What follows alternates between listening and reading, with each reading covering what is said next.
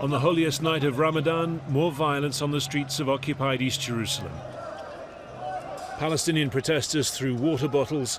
Israeli security forces used stun grenades, foul-smelling, chemically laced water jets, and close-up physical force. This man was beaten on the ground in front of us and then ushered away into the night with no attempt to detain him. It wasn't an isolated incident. So the period just before and around prayers was relatively calm here at Damascus Gate, but in the last few minutes it's erupted into another night of tension and scuffles. The worry is that another potentially violent night could ensue. In the following hours, that potential was fulfilled. The anger here isn't just about the scenes from Al-Aqsa on Friday when stun grenades were used inside the mosque itself. It's been building over threats to forcibly evict Palestinian families from their homes in the East Jerusalem neighborhood of Sheikh Jarrah.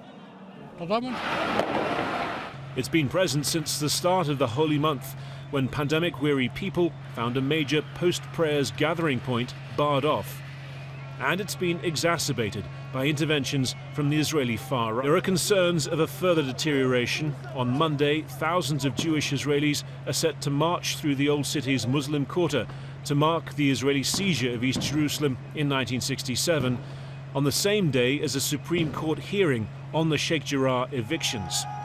Dangerous days ahead for a flashpoint city that can be both a focal point and a fuse for conflict within and far beyond its streets. Harry Fawcett, Al Jazeera, occupied East Jerusalem. But on top of that, Israel has established a system of apartheid and racial discrimination.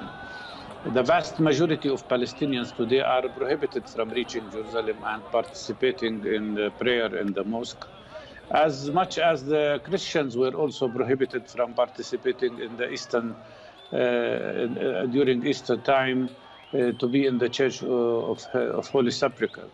This is a discriminatory system, and of course what you see here is protest against this discrimination.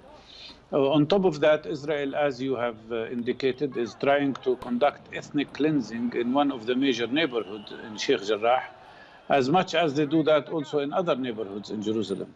So basically, this is the evolution of a strong struggle against racism, against apartheid, and against the occupation that has lasted longer than anybody can tolerate.